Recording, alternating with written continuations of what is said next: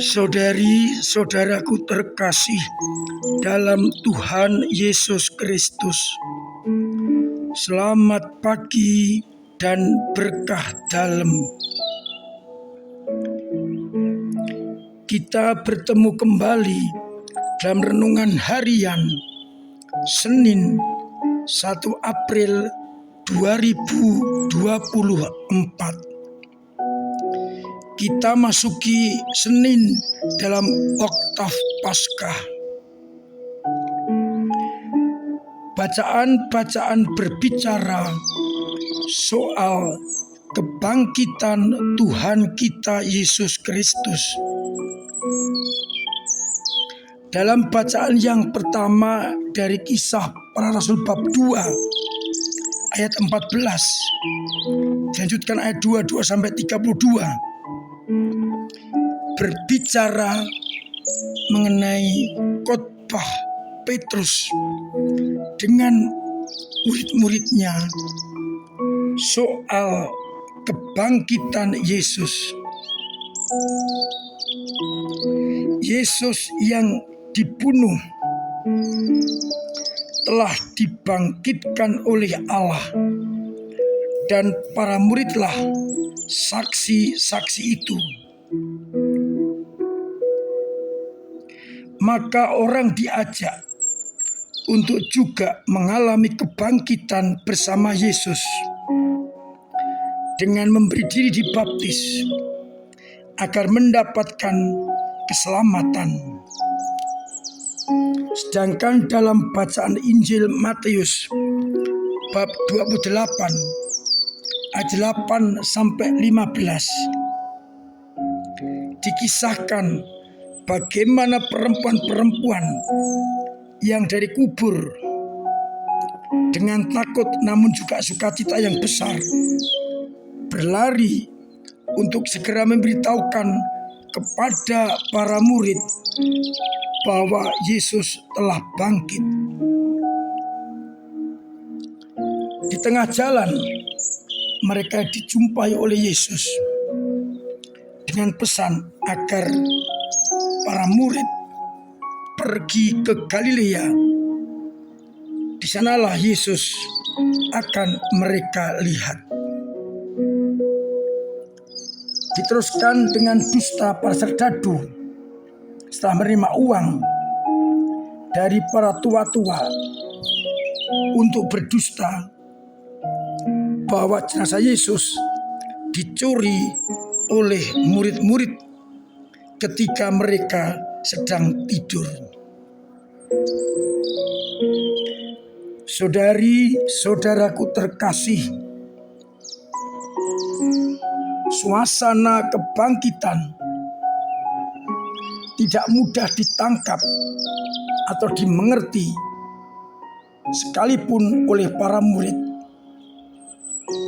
atau perempuan-perempuan yang ikut Yesus. Perlu beberapa kesaksian untuk meyakinkan iman akan Yesus yang hidup, yang bangkit dari antara orang mati.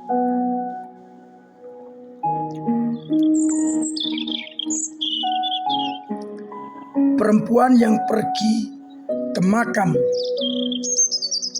dan mendapati makam kosong, perasaannya bercampur aduk, takut dan sukacita.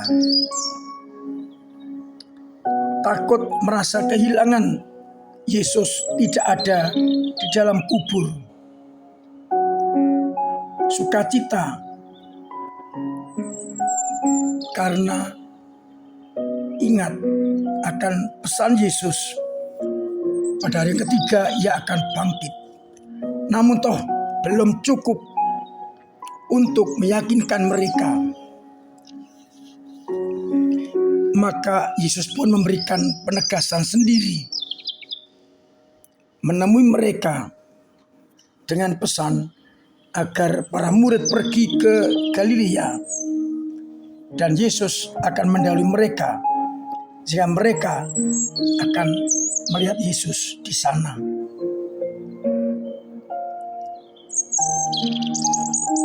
Pewartaan oleh para rasul ketika Pentakosta semakin menegaskan Yesus itu bangkit, dan kamilah saksi dari kebangkitan itu dengan penampakan-penampakan yang ada.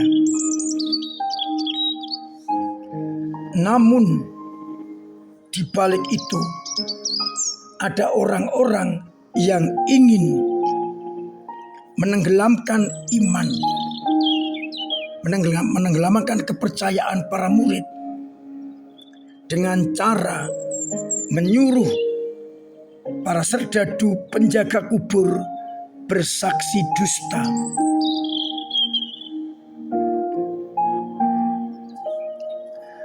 Para tua-tua Yahudi takut Yesus dengan para muridnya menjadi besar. Maka meskipun sudah dibunuh dan dimakamkan, makam Yesus dijaga serdadu. Jangan sampai ada pencurian jenazah. Namun toh kuat kuasa Allah tidak bisa dibendung oleh kuasa manapun. Ketika Yesus bangkit, para serdadu lari ketakutan. Dan kemudian dikaranglah suatu cerita dusta bahwa para murid mencuri jenazah Yesus. Kalau kita logika, seandainya para murid benar-benar mengambil jenazah Yesus,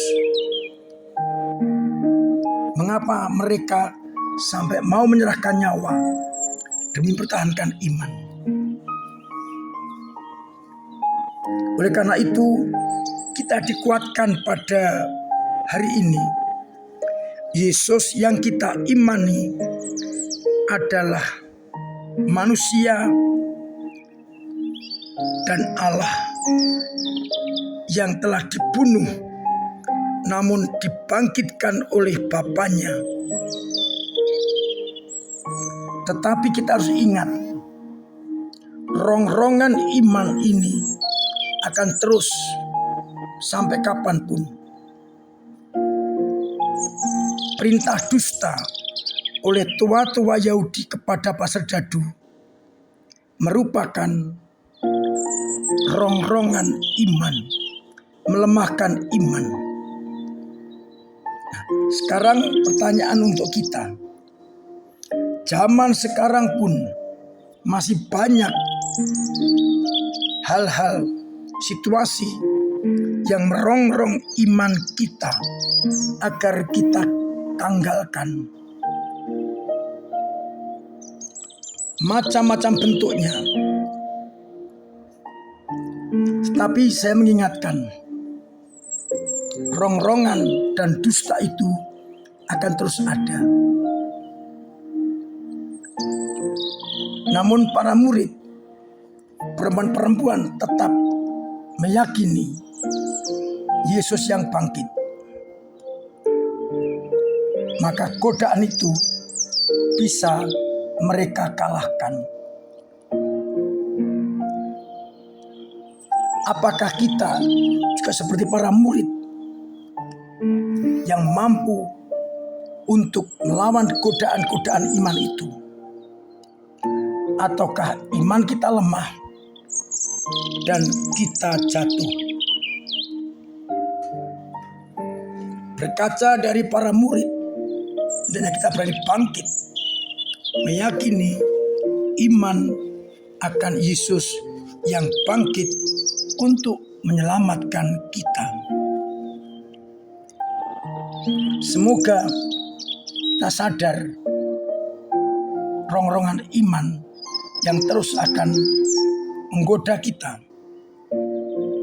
Namun saya yakin iman umat tetap akan bertahan. Semoga pada masa Paskah ini kita mampu terus waspada akan godaan, tantangan, dan rongrongan iman. Tuhan memberkati kita sekalian. Amin. Marilah berdoa. Bapa yang penuh kasih, kami bersyukur karena Engkau ingatkan lewat sabdamu bahwa dusta-dusta, rongrongan iman akan selalu menghantui kami. Namun kami Kau ingatkan dan Kau beri teladan seperti para murid yang tetap meyakini iman itu, sehingga mereka kembali pada perjuangan iman. Maka kuatkanlah iman kami yang kadang lemah, kadang mandek, kadang jatuh. Semoga dengan sabdamu hari ini kami tetap eksis dalam beriman kepada Yesus Kristus Putramu. Sembuhkanlah umatmu yang sakit. Mereka yang telah meninggal, terima dalam pangkuanmu. Yang punya beban berat, Engkau ringankan. Yang punya persoalan, Engkau bantu untuk mengurainya. Dan yang kesulitan ekonomi, Engkau bantu laksamanya. Semoga umatmu bangkit dari keterpurukan untuk hidup sesuai dengan kehendak-Mu.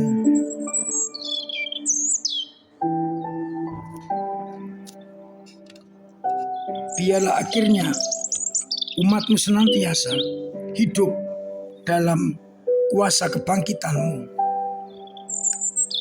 Untuk itu, sertai kami dengan berkat-Mu sendiri, Bapa dan Putra dan Roh Kudus. Amin.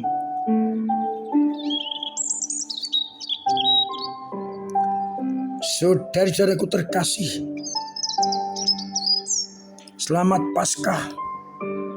Semoga kebangkitannya membuat kita juga bangkit dari keterpurukan dosa-dosa kita, dan iman kita tetap utuh. Tetap saya anjurkan untuk menjaga protokol kesehatan dengan pola hidup sehat, agar komunitas juga sehat. Terima kasih segala usaha panjenengan dalam mendukung gereja mewartakan Injil dengan doa-doa, dengan karya dan tenaga, serta dengan dana yang sungguh menjadikan kita semua semakin mewartakan Injil Tuhan.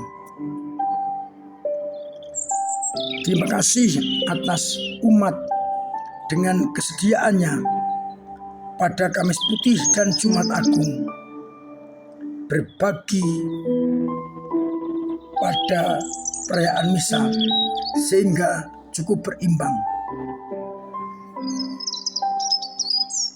Hanya yang malam Paskah masih belum berimbang. Namun syukur karena semuanya berjalan dengan lancar. Mari kita tinggalkan manusia lama, kita kubur, dan kita bangkit mengenakan manusia baru yang diterangi oleh kebangkitan Tuhan kita Yesus Kristus, sehingga akhirnya kita hidup baru sebagai anak-anak kebangkitan. Nanti sore saya mengundang para lansia untuk hadir dalam perayaan Paskah lansia. Kita mohon rahmat Tuhan agar para lansia tetap diberi kesehatan boleh ikut dalam perayaan Paskah penuh dengan sukacita. Para ketua lingkungan atau siapapun, kami harap bisa membawa para lansia untuk ikut Ekaristi di gereja sore nanti. Akhirnya saya mengucapkan selamat pagi, selamat merenungkan, salam sehat, Tuhan memberkati.